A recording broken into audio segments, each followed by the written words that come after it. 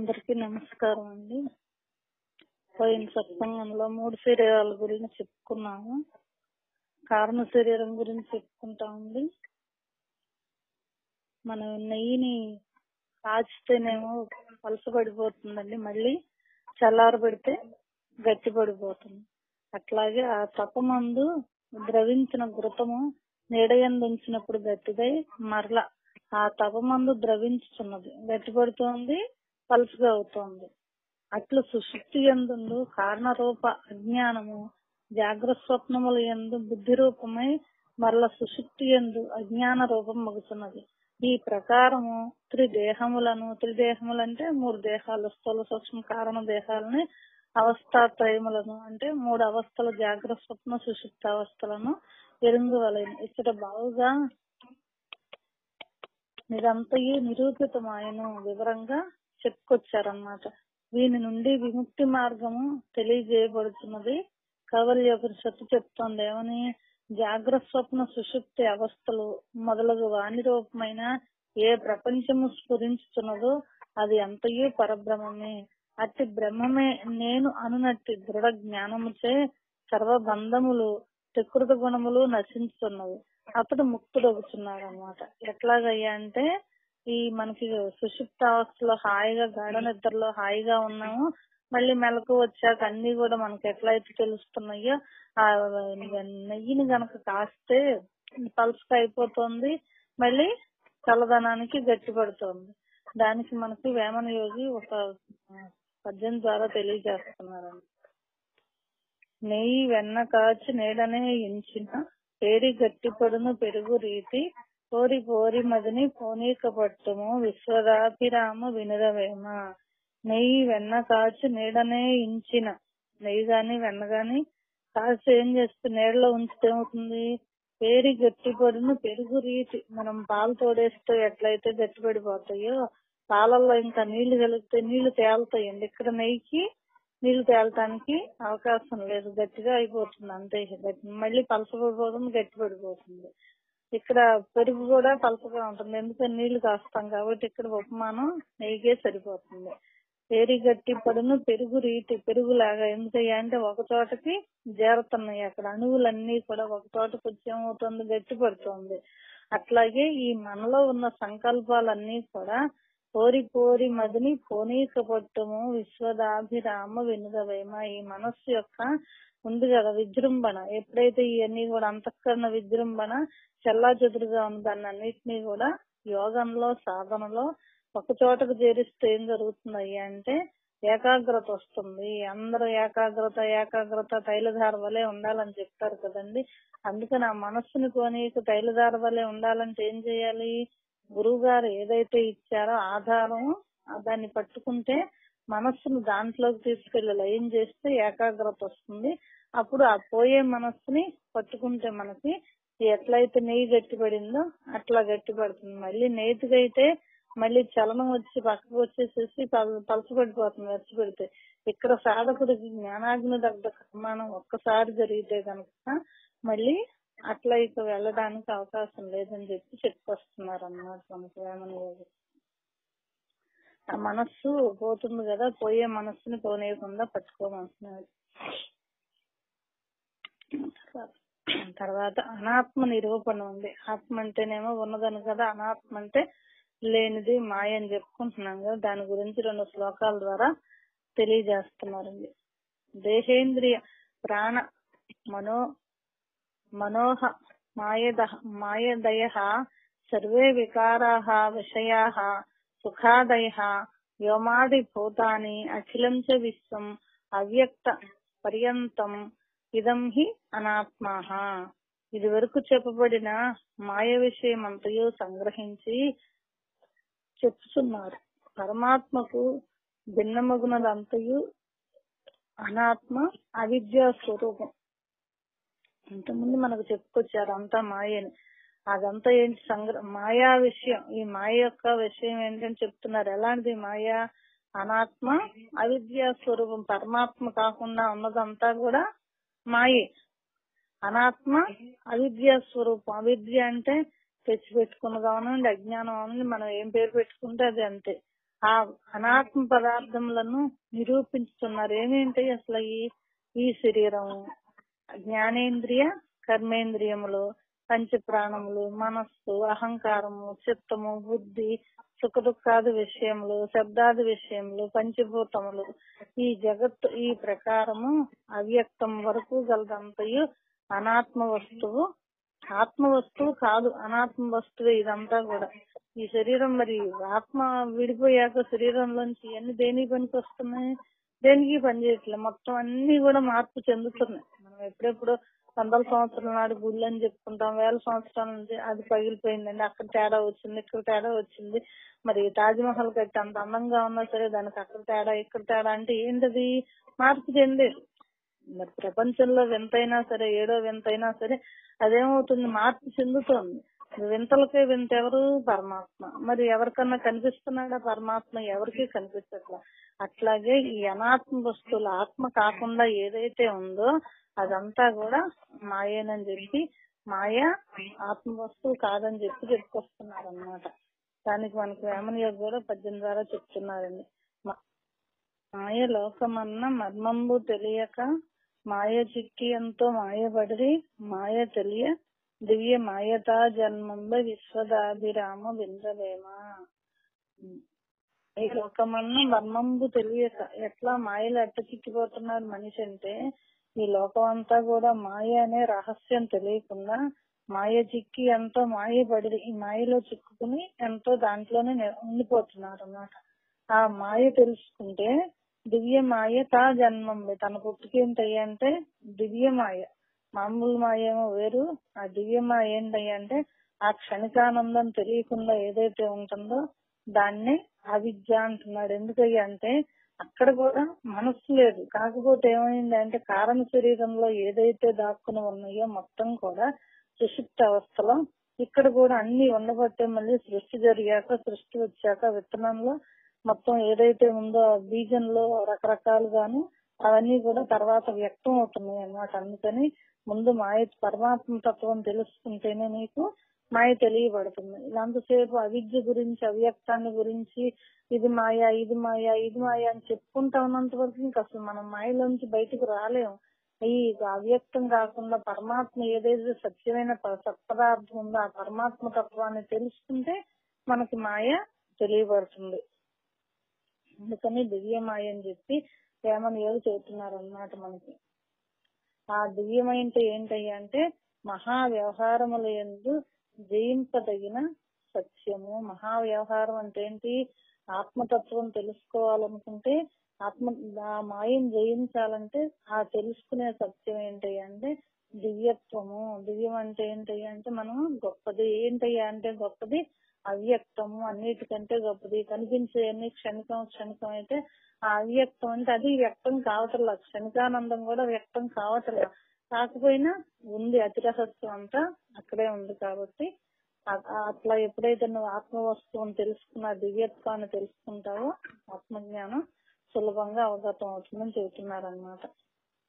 మాయా కార్యం సర్వం మహదాది దేహ పర్యంతం అసత్ ఇదం అనాత్మకం త్వం విద్ధి మరీచికాల్పం.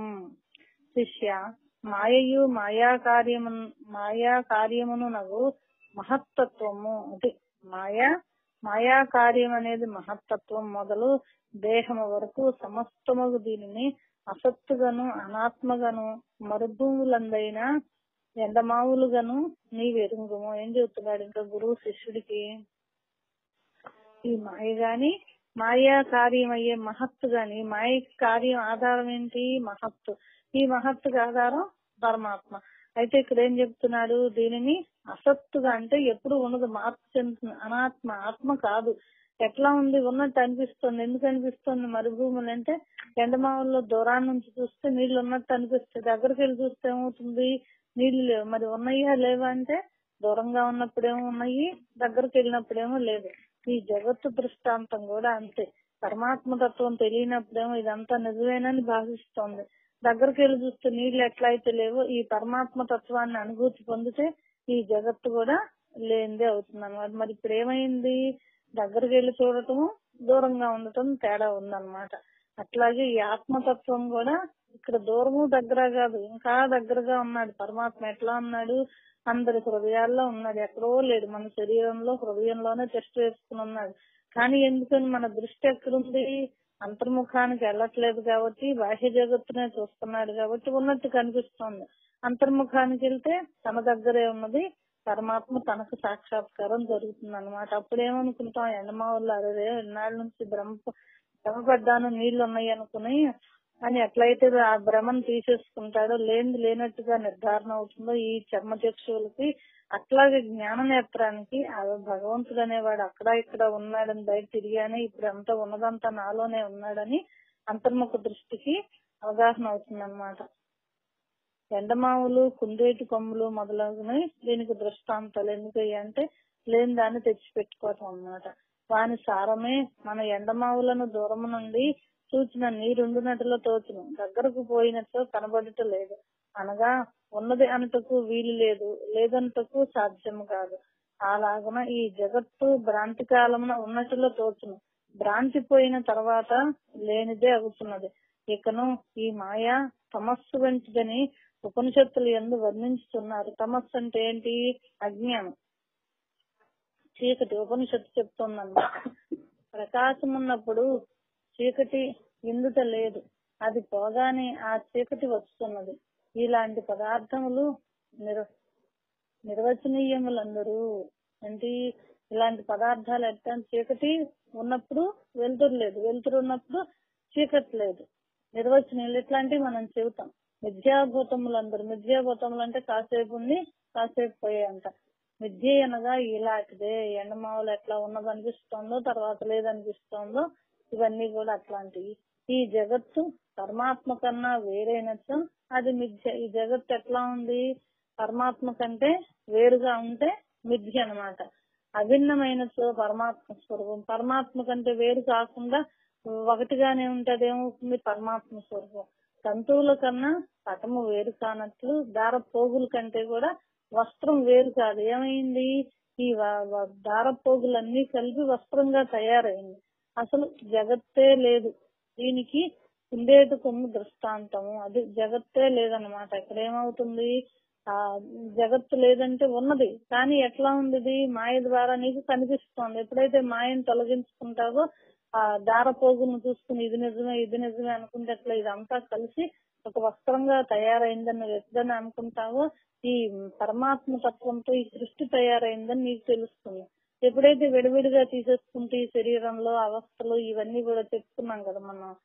స్థూల శరీరం ఇట్లా ఉంటుంది, సూక్ష్మ శరీరం ఇది, కారణ శరీరం, ఇవన్నీ కూడా కలిపితే ఎక్కడి నుంచి దేని వల్ల కలుస్తుంది? పెరుగు గట్టిపడినట్టుగా, నెయ్యి గట్టిపడినట్టుగా ఆ మనస్సు యొక్క ఏకాగ్రత స్థితి ఎట్లా పరమాత్మ మీద మనస్సు పెట్టి ఏకాగ్రతగా ఎప్పుడైతే మనం ధ్యానం చేస్తామో అప్పుడు ఈ తంతువుల కన్నా పటం వేరు కానట్లు ఈ జగత్తు కూడా వేరుగా లేదు, అంతా పరమాత్మ తత్వమని సాధకుడికి అనుభూతి కలుగుతుంది అన్నమాట. ఈ అసలు జగత్తే లేదు. దీనికి కుందేటు కొమ్ము దృష్టాంతము. విషాణము శబ్దమాత్ర కల్పితము. అసలు కుందేటు కొమ్ము లేదు కదా, శబ్దమాత్రంతో. శబ్దం అంటే వాక్కు ద్వారా తెచ్చుకున్నాం అన్నమాట. అటులనే జగత్తు వస్తహ లేదు. కుందేటి కొమ్మ ఎట్లయితే లేదో ఈ జగత్తు కూడా లేదు. ఈ త్రివిధ పక్షములను తేజోబిందు ఉపనిషత్తున విస్తారముగా చెప్పుకొచ్చారన్నమాట. దీని సారం ఏంటంటే బ్రహ్మ సత్యం, జగత్తు మిథ్య. తర్వాత ఆత్మ నిరూపణం అనండి 13 శ్లోకాల ద్వారా తెలియజేస్తున్నారు. లేని దాన్ని గబుక్కునే లేదని చెప్పేసి 2 శ్లోకాల ద్వారా.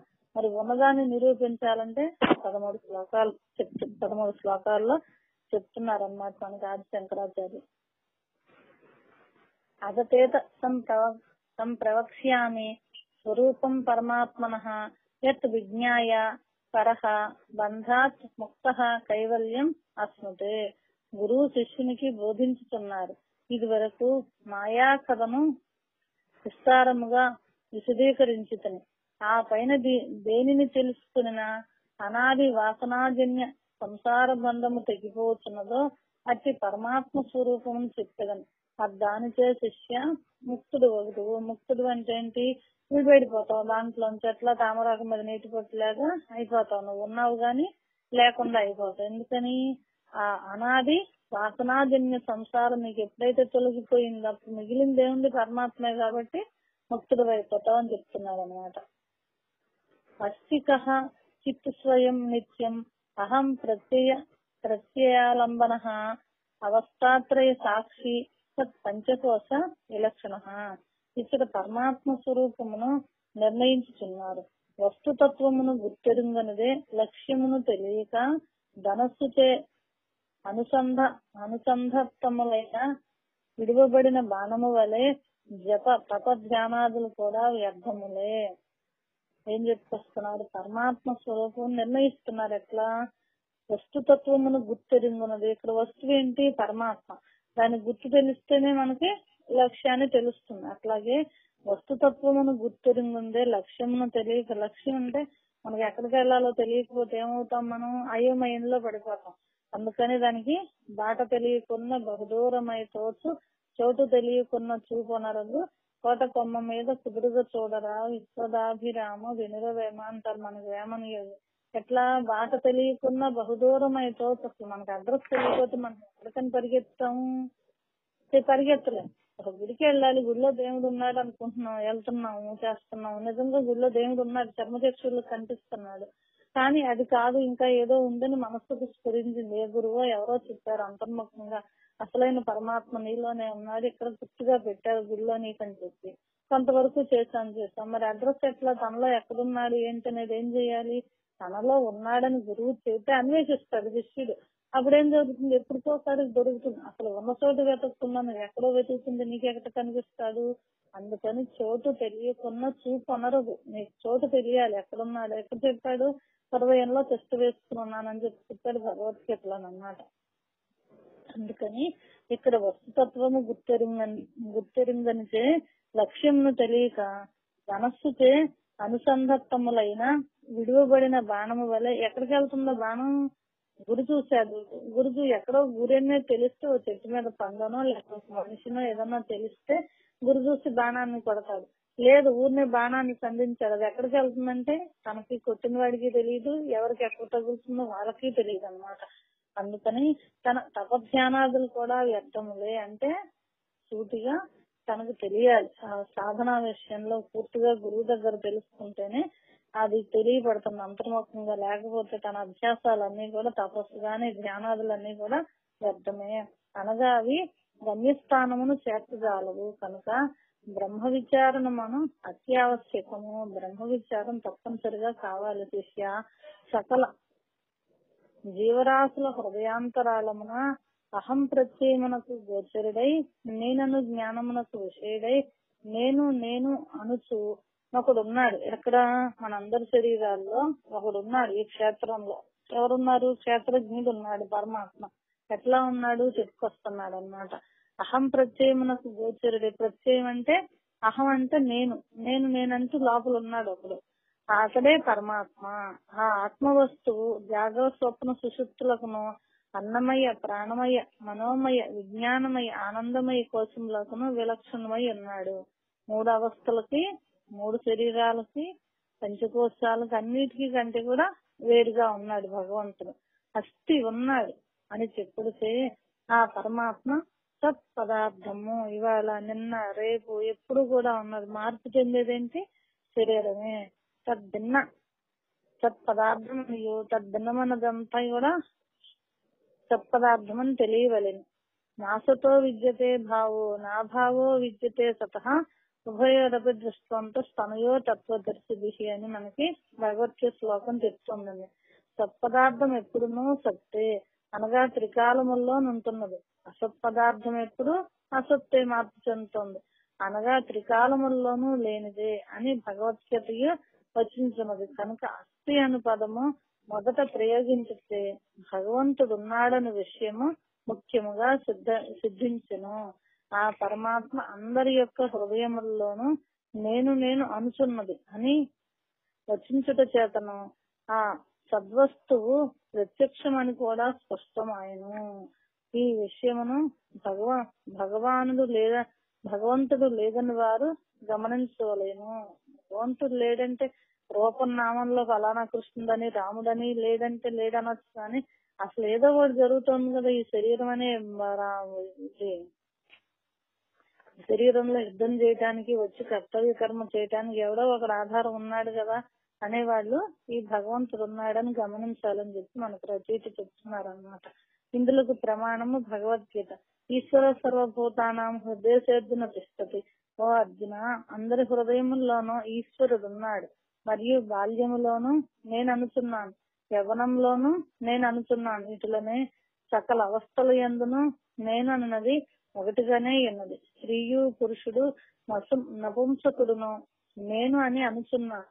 ఆ ప్రకారమే బ్రాహ్మణాది జాతుల వారును నేనని అనుచున్నారు. పశుపక్ష్యాదులు కూడా నేననియే ప్రవర్తించుతున్నవి. కాన అన్నింటిలోనూ నేను అన్నది ఒక్కటిగానే వర్తించుతున్నది. నేను అనగా పరమాత్మ, ఆ భగవంతుడు. కాన ఆత్మ వస్తువు జాత్యాదులు లేనిది. ఈ జాతి ఆ జాతి లేదు, స్త్రీ పురుషాది భేదములు లేనిది, సకల అవస్థ నిర్ముక్తమైనది. దానికి ఒక అవస్థ అనేది లేదు. ఇది అంతయు సూక్ష్మ బుద్ధితో విచారించిన అంతయు స్పష్టమగును. ఏం చెప్తున్నాడు, ఎట్లా తెలుస్తుంది అసలు ఇది మనకు తెలియాలంటే సూక్ష్మ బుద్ధి కావాలి. అసలు మనస్సుతో ఆలోచించాలి. అసలు ఇది చదువుకున్నాము, ఇదంతా చెప్పుకుంటున్నాము, నిజమా కాదా అని ఆలోచించి బుద్ధితో నిశ్చయించాలి. బుద్ధితో నిశ్చయించగానే సరిపోయిందా, చాలా ఆ బుద్ధిని కూడా సూక్ష్మంగా తీసుకెళ్లాలి. ఎందుకని ఆ బడబడా నిర్ణయించేసామంటే ఆ నిజమే నిజమే నిజమే అంటే కుదరదు. ఆ నిజంలో నిజం ఉంది. దాన్నే మనకు వేమనయ్య చెప్తారు. సూక్ష్మం అరయ నీకు సుఖతత్వ భావంబు పుట్టుచావులేని పరుపుదారి మానసంబునంటి మరువక చూడరా విశ్వదాభిరామ వినురవేమ అంటారు వేమనయ్య. ఎట్లా సూక్ష్మం అరయ నీకు సుఖతత్వ భావం, ఆ సూక్ష్మాతి సూక్ష్మంలోకి వెళ్తేనే నీకు ఆ సుఖతత్వ భావం తెలియబడుతుంది అన్నమాట. అది ఎట్లాంటిది, పుట్టు చావు లేని పొరపు దారి, పుట్టడం చావటం లేని పురానికి దారి. ఎట్లా తెలుస్తున్నది, మనసంబునంటి మరువక చూడరా విశ్వదాభిరామ వినురవేమ. ఎక్కడ చూడాలి, మనస్సును అంటుకుని చూడాలి. నువ్వు చూడాలంటే ఏం చేయాలి, ఆ సూక్ష్మంలోకి నువ్వు ప్రవేశించగలగాలి, తెలియాలి. ఆ తెలిస్తేనే నీకు అది స్పష్టంగా అవగాహన అవుతుంది అన్నమాట. ఇది ఎట్లాగా అంటే సూక్ష్మం తోడేసాం, పెరుగు తోడుకుంది, నీళ్ళలో పెట్టాము, లేకపోతే నీడలో పెట్టాము, నెయ్యి గట్టి పడిపోయింది అనుకుంటా. ఎట్లా గట్టి పడిపోయింది, అప్పుడు దాంట్లో సూక్ష్మంలోకి వెళ్తే అణువులన్నీ కలిసి ఎట్లా అయితే అయిందో ఇక్కడ సంకల్పాలు అని చెప్పుకున్నాం కదా, అప్పుడు మనకు పరమాత్మ తత్వం అవగాహన అవుతుంది అన్నమాట. ఈ విచారంతో ఏమి సిద్ధించినదనగా అహం నేను అనగా ఆత్మ అని అర్థమాయను. మరియు ఈ ఆత్మ అవస్థాత్రయ సాక్షిగా ఉంటుంది. అవస్థలు చెప్పుకున్నాం కదా, జాగ్రత్త స్వప్న సుషుప్త అవస్థలని, ఈ 3 అవస్థలకి కూడా సాక్షిగా ఉంటుంది. అది ఎటులనగా ఈ ఆత్మ జాగ్రత్త కూడుకున్నప్పుడు సకల వ్యవహారములు కలుపుతూ సమస్త పదార్థముల నెరుగుతున్నది. కావున నేను ఘటమును తెలియచున్నాను, ఘట జ్ఞానము నాకైనది అను వ్యవహారముతే తాను ఘటము కన్నా వేరుగా ఉంటున్నాడు. ఘట జ్ఞానం అంటే ఒక కొండను చూసి నాకంటే కూడా ఈ కొండ వేరుగా ఉందని అనుకుంటున్నాడు. అలాగున్నే జాగ్రత్తావస్థ కన్నా ఆత్మ వేరుగా ఉన్నది. ఆత్మ స్వప్న సుషుప్త అవస్థల పొందినప్పుడు జాగ్రత్తావస్థ యొక్క అభావమును తెలియచున్నది. అప్పుడు జాగ్రత్త అవస్థ లేదు, స్వప్నావస్థలో సుషుప్తావస్థలో అభావం వేరుగా ఉంటుంది. ఆ ప్రకారమే స్వప్నావస్థలో మనస్సుతో కూడుకొని, అది స్వప్నావస్థ అంటే మనస్సుతో కూడుకొని, నిద్రావస్థలో బుద్ధిని కూడా లయం చేసుకొని ఉంటున్నారు. నిద్రావస్థ అంటే ఏంటి, ఇక్కడ సుషుప్తావస్థ అన్నమాట. సుషుప్తావస్థలో బుద్ధి కూడా లయం అయిపోయింది. స్వప్నావస్థలో మనస్సు ఉంది కాబట్టి అవన్నీ గుర్తొస్తున్నాయి. మరియు ఆయా అవస్థల్లో ఉన్నప్పుడు తదితర అవస్థల భావమును గుర్తెరుగా చున్నాడు. కాన ఆత్మ నిత్యుడు 3 అవస్థలకు సాక్షి అయి ఉన్నాడు. ఇకను ఈ ఆత్మ పంచకోశ విలక్షణుడు. కోశమని చెప్పుడితే కత్తికి వరవలే ఆత్మకి పంచకోశములు ఉంటున్నవి. వర అంటే ఏంటి, దాన్ని దాచుకోవడానికి ఆధారం అన్నమాట, కత్తి పెట్టుకోవడానికి. అట్లాగే ఇది ఆత్మకి పంచకోశములు ఉంటున్నవి. ఇవి ఆత్మను కప్పి ఉంటున్నాయి. ఎట్లయితే ఆ కత్తి వర కప్పేస్తుందో ఈ ఆత్మను ఈ పంచకోశాలు కప్పేస్తున్నాయి అన్నమాట. కాబట్టి ఈ పంచకోశములు అంతఃకరణమునకు సంబంధించి ఉన్నవి. ఎక్కడున్నాయి? అంతఃకరణం అనగా మనస్సు, బుద్ధి, చిత్త, అహంకారములు. ఇట్టి అంతఃకరణం చేరుకొని ఆత్మ నేను నేను అనుచున్నది. అది ఏ జీవాత్మ. ఇకను విచారించిన అచ్చోట అది సోహం సోహం అనుచున్నది. అయినను అంతఃకరణమునకు అది విలక్షణముగానే ఉన్నది.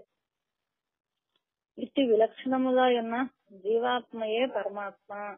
కాన అహం అనగా పరమాత్మయే ఈ ప్రకారము అంతఃకరణమునకు విలక్షణముగా నుండటం బట్టి పంచకోశముల యొక్క చేష్టాదులను తెలియటం బట్టి ఆత్మ పంచకోశాతీతుడై ఉన్నాడు. ఆ ఆత్మ అహం అను శబ్దముచే తెలియజేయబడును. ఎట్లా ఉన్నాడు? ఈ పంచకోశాలకు కూడా విలక్షణంగా ఉంది పరమాత్మ. ఈ రకంగా ప్రతిదాన్ని కూడా